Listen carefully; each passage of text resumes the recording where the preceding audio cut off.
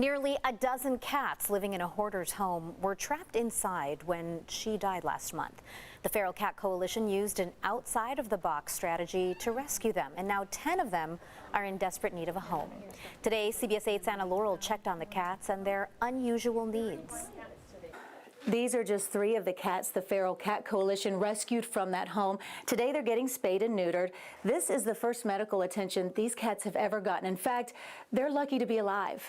I'm quite sure Natasha, like myself, will never forget this day, ever. That's Audrey Stratton with the Feral Cat Coalition discovering 3 cats under a hoarder's pile in a house 3 weeks after the woman who lived there died. When we opened the sheet, the cats were so weak, their necks were wobbling as they were trying to lift their heads up. Hi, baby.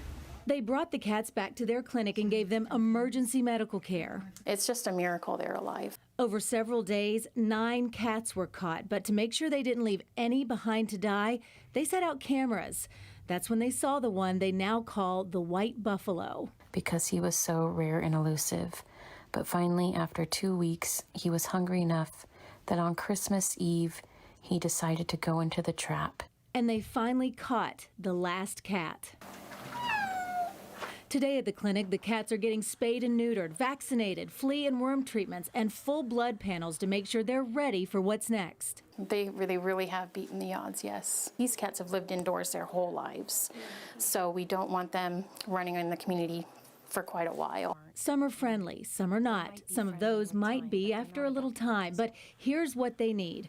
The FCC will have an indoor-outdoor structure built, much like this, for all 10 cats, but they need someone willing to have it in their backyard or property.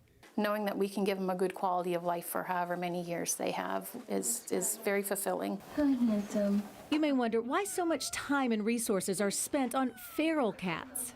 These less social cats are really truly underdogs, and they have no voice, and they're often just overlooked. We care about these cats a lot because they have no one to speak for them on their behalf. And so now these survivors, these underdogs, these cats that did not give up on life, need someone who won't give up on them.